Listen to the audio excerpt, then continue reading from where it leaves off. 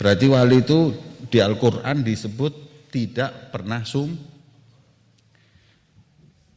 bukan wali itu nggak pernah sumpek, malah wali itu harus sumpek. Nggak bingung sama. Nah, terus gimana? Innallaha yuhibbu, apa ada hadisnya, yuhibbu dzi qalbin hazin, yani Allah ini paling cinta dengan hambanya yang punya hati sumpek. Di sisi lain wali nggak pernah takut, nggak pernah sumpek. Ini kan ada, kalau bahasa hadis namanya ta'arud. Apa? Ta'arud, ya ini kontradiksi. Yang ini nggak sumpek, yang ini harus sumpek. Nah, dijawab oleh Imam Sya'rani. Yang dimaksud wali Allah itu nggak pernah takut, nggak pernah sumpek urusan dunia. Kalau urusan akhirat takut dan sumpek. Takut mati su'ul khotimah. Sumpek kalau memikirkan banyak kehilangan amal-amal soleh dalam hidupnya. Nah, yang disebut wali Allah nggak takut, nggak sumpek itu nggak takut, nggak sumpek urusan dunia. Tapi urusan akhirat harus takut, harus sumpek. Bahkan aulia Allah, rajanya takut sama Allah. Rajanya takut su'ul khatimah, rajanya takut api neraka.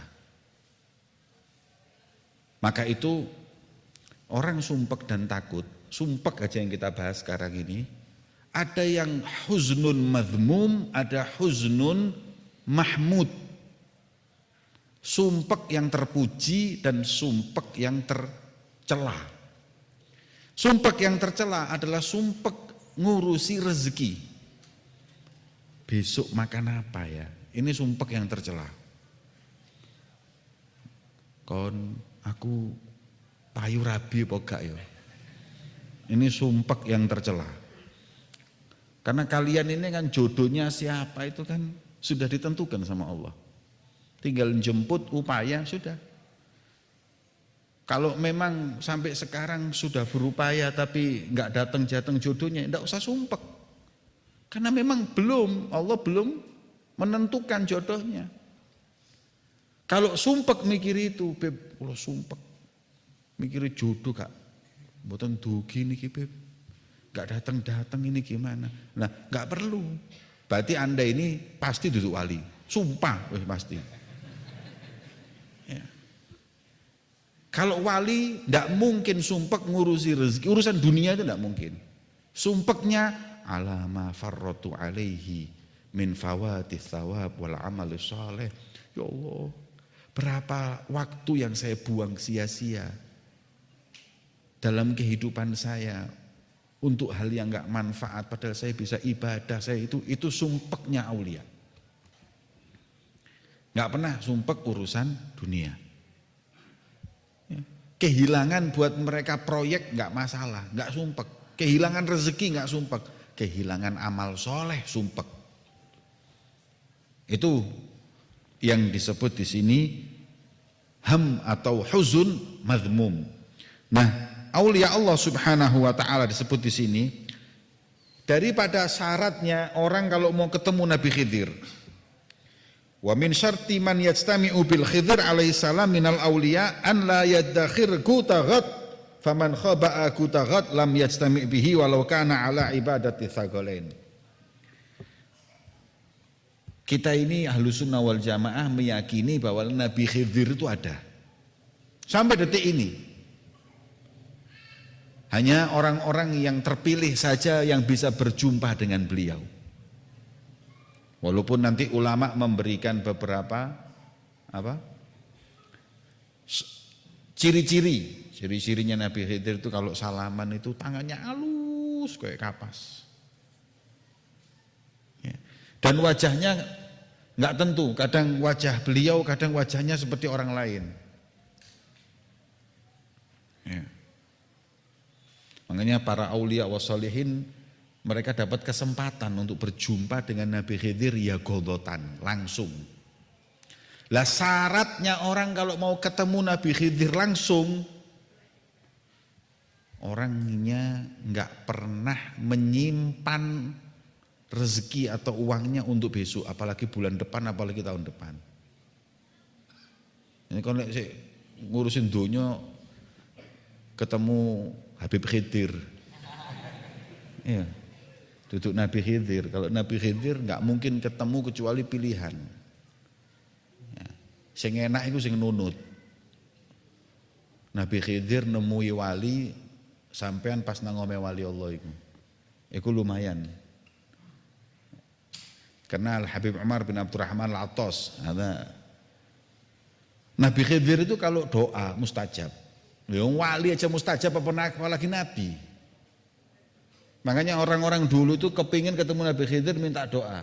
Orang kalau sudah ketemu Nabi Khidir minta doa, minta rizki, minta apa mbah. Makanya kon sing gak payu rabi njolo donga Nabi Khidir. Meneh rabi kon langsung. Iya. Minta sama Allah melalui mereka, itu tawasul bil ahya. Karena Habib Umar bin Abdurrahman Al-Attas ini lagi duduk. Lagi duduk ini dipijeti sama muridnya Syekh Ali bin Abdullah Baros, Syekh Ali Baros. Muridnya yang setia dan cinta kepada beliau dan alim. Loh, Syekh Ali Baros itu alim hadirin. Loh, kalau tidak salah punya syarah Al-Hikam Al-Ata'iyah Ibn As-Sakandari. Ibni Ata'illah As-Sakandari. Al-Hikam itu disyarahkan oleh ulama besar-besar. Karena kalimatnya ini penuh dengan makna yang terlalu dalam. Nggih. Makanya orang baca Al-Hikam itu pasti dengan syarahnya karena kadang-kadang tidak paham. Lah, khodamnya Habib Umar bin Abdurrahman Al-Attas Syekh Ali Baros itu punya kitab nyarahkan Al-Hikam. Li Ibni Ata'illah Sakandari. Berarti kan alim itu. Makanya orang kalau kepingin ngawul ke kiai, ke habaib, duduk terus longop-longopan ngono rek, ya belajar ngaji sing genah. Belajar taklim sambil khidmah. Ya. Seperti jadi dan juga bisa kita ambil hikmah, orang sealim beliau aja khidmah ke ulama. Nah, ini suatu hari Habib Umar lagi duduk. Syekh Ali Baros lagi mijeti. Orang kalau sudah ketemu Khidir itu balapan hadirin minta doa. Ini lagi dipijeti, Nabi Khidir datang. Duduk langsung di depannya Habib Umar bin Abdurrahman Al-Attas. Kaget Habib Umar. Khidir. Duduk ngomong-ngomong. Ngomong-ngomong sama Habib Umar bin Abdurrahman Al-Attas ini ngomong-ngomong. Setelah ngomong-ngomong, karena saking waktunya yang singkat dan kaget, sampai Habib Umar ini enggak sadar kalau dia lagi dipijet sama Syekh Ali Baros. Pas dipijet, ngomong izin Nabi Khidir, wes Umar, saya mau jalan dulu. Marhaba, iya Nabi Allah Khidir, iya Nabi Allah, jalan. Setelah jalan baru ngah ada Syekh Ali Baros. Kemudian Habib Umar tanya sama Syekh Ali Baros, Ali, kau nggak tahu siapa barusan tamu itu? Tahu. Wong iki wali pisan, khodame aulia iki wali. Tahu. Siapa? Oh, Nabi Allah Khidir. Terus kenapa kau nggak salaman? Orang kalau salaman dalam riwayat kalau orang salaman sama malaikat, salaman sama Nabi, raqqa qalbuh, hatinya lunak, bersih nanti. Kenapa kau nggak salaman sama dia? Katanya Syekh Ali Baros, karena kau nggak bilang berhenti pijet wahai Ali. Jadi saya nggak berhenti. Hatta Nabi depan saya. Ya cinta. Sampai Habib Umar bin Abdurrahman Al-Attas saking cintanya sama Syekh Ali Baros. Kalau kalian ngirim Fatihah kepadaku, sebutkan Ali Baros. Kalau enggak beliau enggak rela. Sebutkan khodam saya. Saking cintanya. Masuk akal hadirin. Wong ketemu Nabi Khidir gak direken hari. Apalagi ketemu orang biasa. Mijet tetap mijet. Selama beliau nggak berhenti, nggak ngomong berhenti, nggak berhenti. Lah kon santri kon mijet kiai sik ngomel ae. Ya. Ini beliau terus hatta Nabi Khidir. Kata. Nah, katanya di sini kalau masih orang itu mikirkan rezeki besok, nggak bisa. Berarti kurang tawakal kepada Allah Subhanahu wa ta'ala. Kemudian Nabi Khidir itu biasanya datengin aulia yaqadhah. Kalau muridin itu santri, kelas santri kayak kita ini biasanya menemuinya melalui tidur atau manaman, enggak langsung ya. Kenapa? Li'annal murid la yaqdir ala suhbatihi yaqadhah ya, untuk mengajarkan adab yang dia enggak tahu. Kemudian Abu Abdullah Al-Yusri termasuk Rijalul Qusyairiyah bertemu dengan Nabi Khidir, berbincang-bincang. Kemudian setelah itu nggak pernah ketemu lagi sampai waktu yang sangat lama. Kemudian beliau bertanya-tanya, kenapa Nabi Khidir kok nggak pernah datang ke saya? Padahal sebelumnya saya ini sering hampir tiap malam mimpi berjumpa dengannya. Bahkan bukan cuma mimpi, yaqadhah. Sering saya langsung berjumpa secara jaga dengan Nabi Khidir. Kemudian suatu saat mimpi. Tadinya dia bertemunya yaqadhah, sekarang mimpi. Ketika mimpi ditanya, kenapa engkau putus? Tidak mau lagi berjumpa denganku.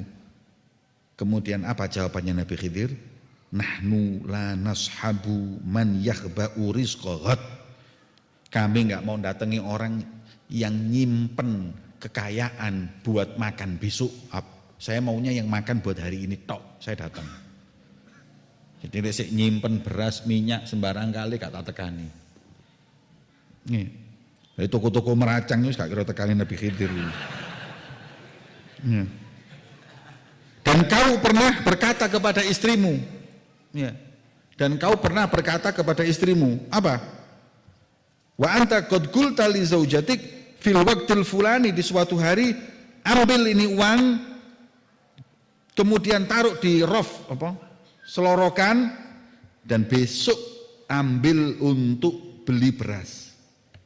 Bukan hari ini beli buat hari ini, tapi buat besok. Gara-gara itu Nabi Khidir nggak mau datang. Ya, betul itu yang terjadi. Kemudian setelah itu fatubtu ilallah, saya tobat, nggak mau lagi menyimpan. Kemudian ceritanya Uwais Al-Qarani juga seperti itu. Beliau mengatakan Allah tidak akan menerima dari hambanya amalan orang yang masih mikirkan apa yang saya makan besok.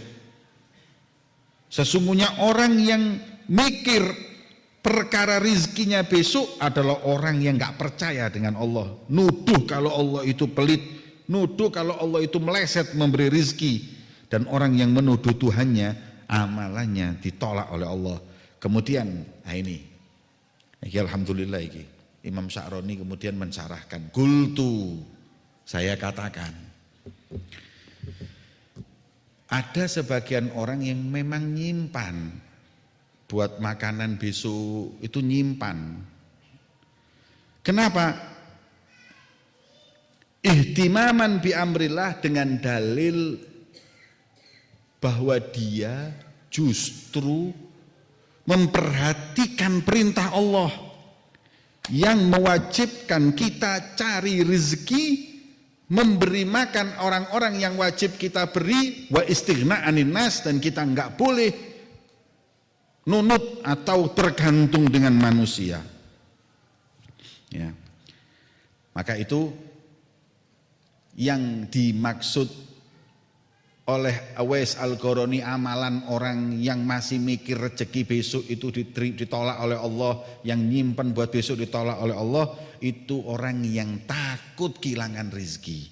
Adapun kalau itu tidak ada di hatinya, nggak masalah.